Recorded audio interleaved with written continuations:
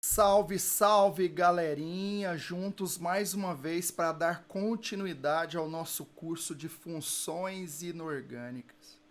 Eu não sei se vocês perceberam, mas parece que até o leão já está cansado. Brincadeiras à parte, galerinha, hoje eu trago para vocês o iniciozinho da parte de sais. Hoje nós vamos trabalhar com classificação dos sais. Vamos classificar os sais quanto à estrutura, quanto ao caráter e também quanto à solubilidade. Espero que você esteja focado, estudando, né? E eu estou aqui para te ajudar. Bora lá, galera, dando início à nossa aula, como a gente sempre fez aí com a questão das outras funções, fazer a nossa definição segundo o Arrhenius. Você lembra que para Arrhenius um ácido é uma substância que ao cair na água ioniza e libera como cátion H+. Base para Arrhenius é aquela substância que ao cair na água dissocia e libera a hidroxila como ânion. A definição de Arrhenius para sal tá aí.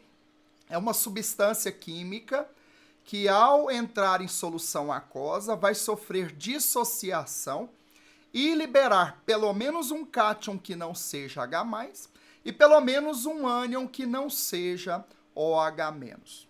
Percebam que na hora que ele fala em dissociação, nós estamos assumindo que os sais são compostos iônicos. E realmente são, inclusive, os melhores exemplos de compostos iônicos que nós temos. Para um sal genérico YaXB, nós temos uma dissociação em que AYB+, mais BX a menos. Você entende? O índice ele vai subir como sendo a valência de cada um desses íons. Lembrando que o cátion é sempre o primeiro da nossa fórmula. Vamos ver um exemplozinho? Olha lá. Como exemplo, estou colocando para vocês aqui o sulfeto de cobre 1. Sem preocupar por enquanto com a questão da nomenclatura, que é a nossa próxima aula, tá? Então vamos lá. O sulfeto de cobre 1, ao cair na água, formaremos 2Cu mais S2-. Perceba que o índice 2 do cobre subiu como carga do enxofre e o índice 1 do enxofre subiu como a carga do cátion cobre. Ok? Mais um exemplo, sulfato de alumínio. Ao cair na água, teremos então 2Al3+, mais 3SO4, 2-. De forma muito análoga, você vê o índice de cada um desses íons, né, virando a carga respectiva do íon contrário. Bom, então os sais, eles passam pelo processo de dissociação, sendo compostos tipicamente iônicos. Muito lindo. A origem desses sais está na reação de neutralização, também apelidada como reação ácido-base. Vamos lá? A reação entre um ácido e uma base vai formar sal e água, uma das reações mais manjadas que nós temos na química. Perceba pela tonalidade avermelhada que eu coloco na reação, que o ácido ele vai fornecer o ânion e a base ela vai fornecer o cátion, numa reação de dupla troca. Exemplo, temos aqui o ácido fosfórico reagindo com o hidróxido de sódio.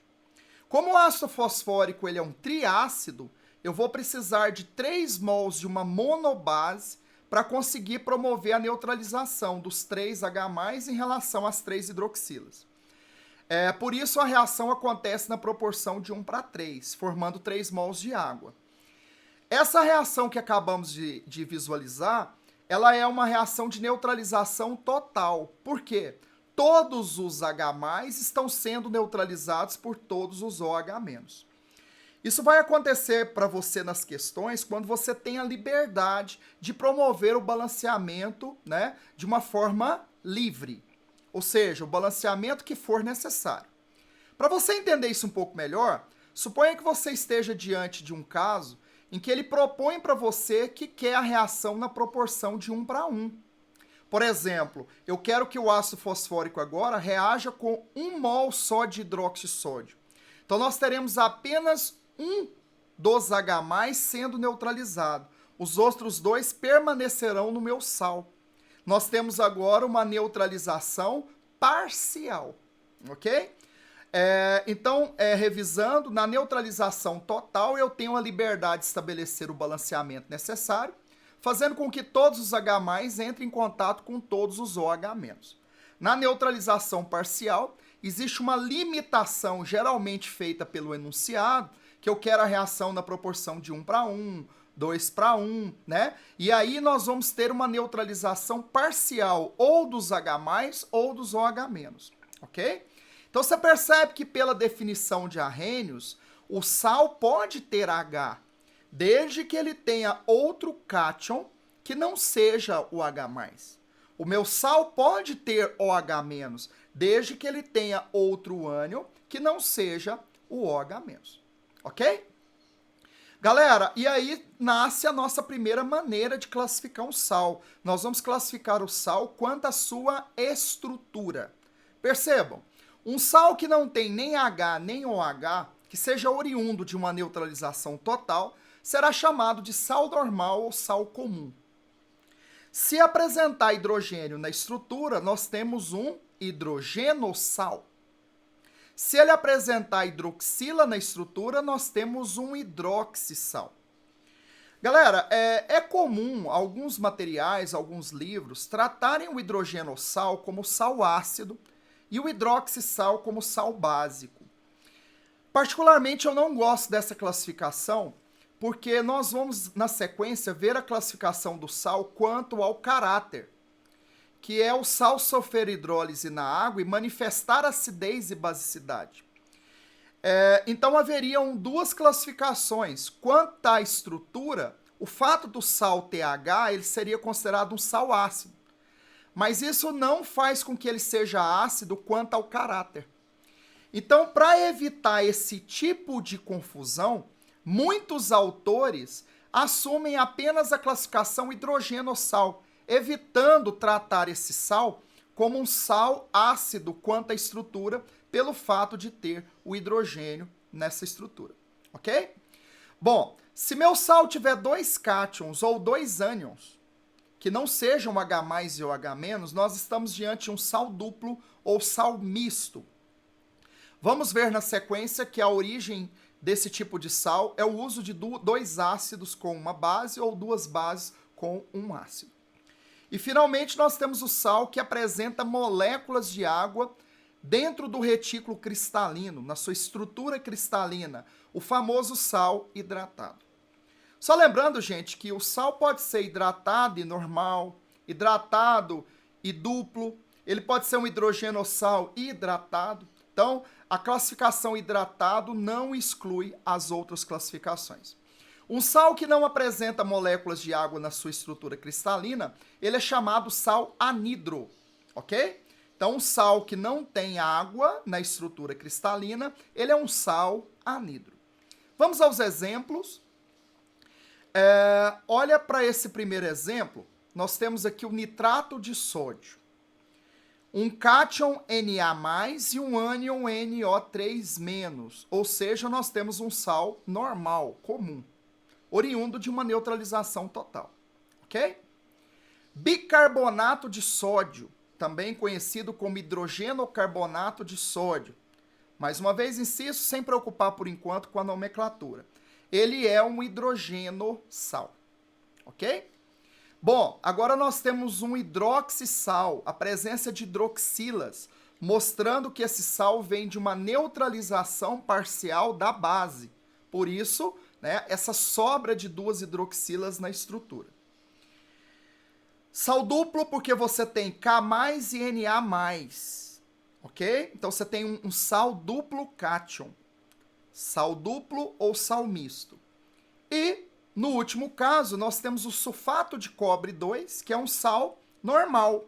No entanto, ele é um sal normal que apresenta 5 moléculas de água na sua estrutura cristalina, né? Então, nós temos aqui um sal normal hidratado. Bacana, gente? Essa é a classificação, então, segundo a estrutura que o sal manifesta. Gostaria de mostrar para vocês um pouco mais desses exemplos em relação às reações que ocorrem. Ó, ácido fosfórico reagindo com 3 mols de hidróxido de potássio. Teremos a formação de 3 mols de água, mostrando que todos os 3H+, foram neutralizados pelas 3 hidroxilas. Temos aqui uma neutralização total, portanto, um sal comum. Perfeito?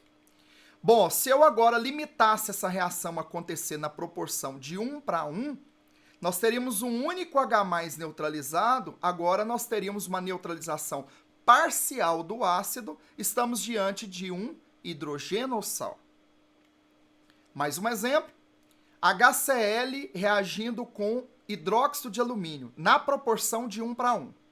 Um H+ vai ser capaz de neutralizar uma única hidroxila, temos agora um hidroxissal por neutralização parcial. Lindo? Reação de um ácido com 2 bases. Estou usando hidróxido de potássio e hidróxido de sódio. Como a base fornece o cátion, nós teremos agora um sal com duplo cátion. Vamos ver mais à frente que a nomenclatura aí ficaria sulfato de sódio e potássio. Sal duplo, sal misto. E agora uma reação de uma base com 2 ácidos. Como o ácido fornece o ânion, cloreto e brometo, nós temos agora um sal duplo ânion.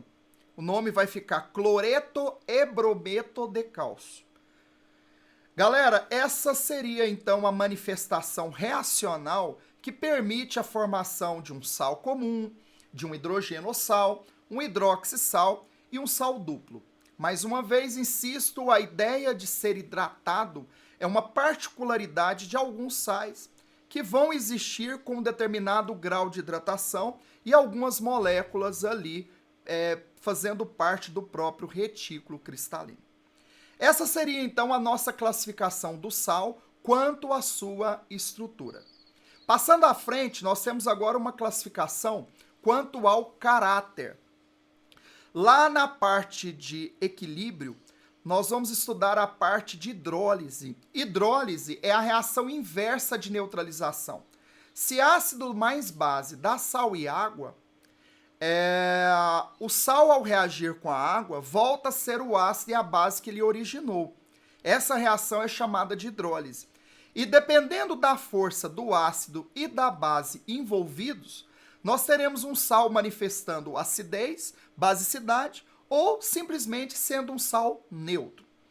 Bora lá? Avaliando então o caráter de um sal. Quando é que ele vai ser um sal ácido? Se ele for um sal derivado de um ácido forte e uma base fraca. O exemplo que eu coloquei aqui para vocês é o sulfato de prata. A reação que origina esse sal é a reação entre o ácido sulfúrico e o hidróxido de prata. Ok? Bom, galerinha, lembrando da força do ácido sulfúrico, nós temos aqui um ácido forte. Lembra? Você vai fazer número de oxigênios menos hidrogênios. Bases solúveis são as bases da família 1A, 2A, menos berílio e magnésio. Logo, o hidróxido de prata é uma base insolúvel e, portanto, fraca. Se eu tenho um ácido forte e uma base fraca, esse sal formado, então, vai manifestar acidez. Estamos diante de um sal ácido. Percebam a diferença de classificar o sal quanto à estrutura. Pela estrutura, ele é um sal normal, comum. Pelo caráter, ele é um sal ácido, já que deriva de um ácido forte, reagindo com uma base fraca. Ok? Um sal alcalino é também chamado sal básico. Quando é que meu sal será básico? Quando ele deriva de um ácido fraco e uma base forte. Exemplo colocado nesse caso é hidrogeno carbonato de sódio, que é o bicarbonato de sódio, sal que nós utilizamos para neutralizar a acidez estomacal. Perceba que ele é um hidrogenossal. No entanto, nós vamos observar agora que ele é um sal de caráter básico. Por quê? Ele veio da reação do ácido carbônico com o hidróxido de sódio, que é uma base forte, soda cáustica, lembra? Então aqui, ó, reação entre ácido fraco e base forte. Então nós temos um hidrogenossal de caráter básico. Nesse exemplo fica muito claro, então, que a classificação quanto à estrutura, ela não vai definir necessariamente o caráter que o sal vai manifestar quando sofre hidrólise ao interagir com a água, ok?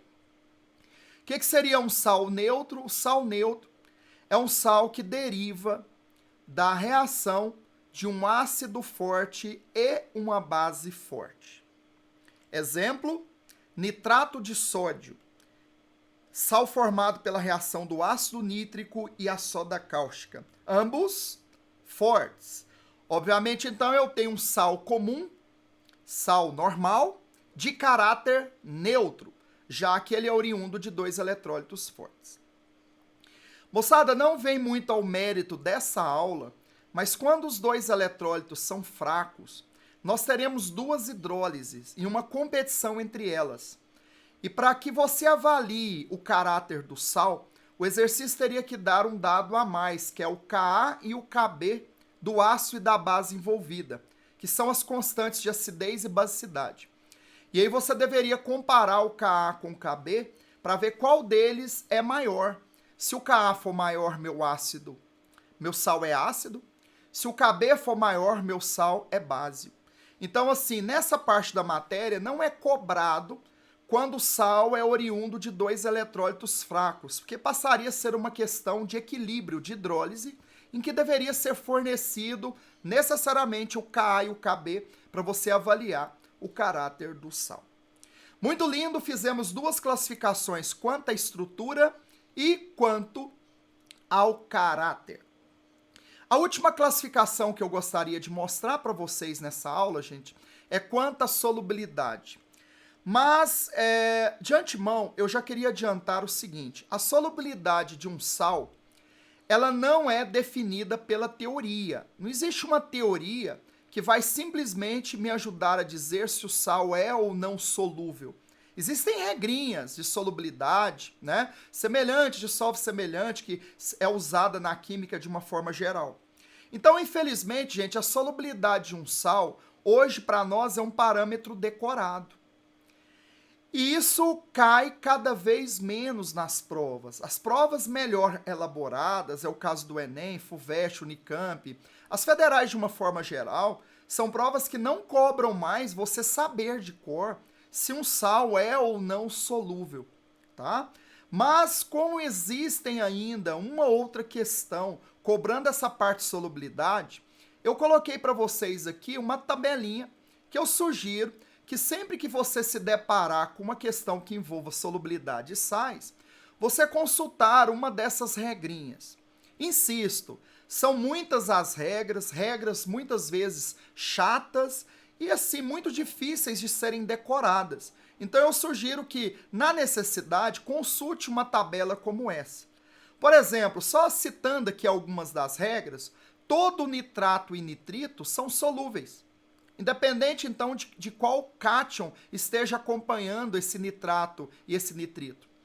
Olha esse outro exemplo na terceira linha. Fluoretos, brometos, cloretos e iodetos, eles são solúveis, exceto quando estão com prata, cobre, mercúrio, chumbo.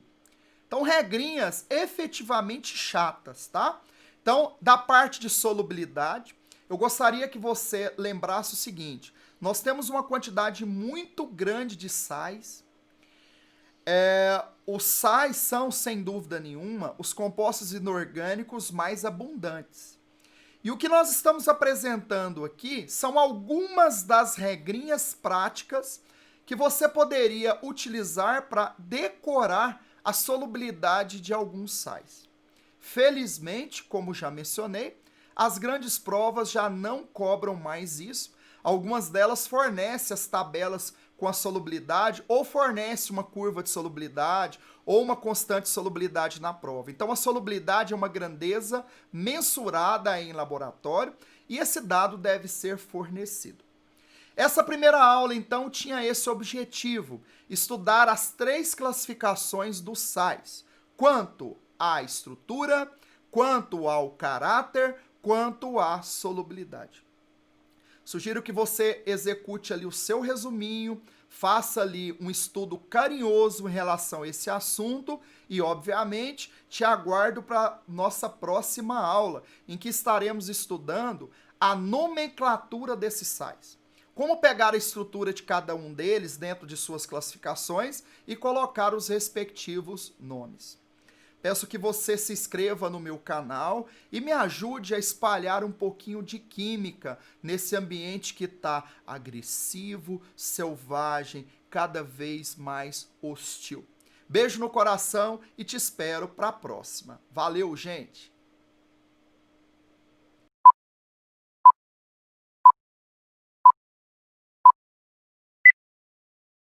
I'ma make you pump like that. Make you pump that. Make you. I'ma make you pump like that. Make you pump that. Make you.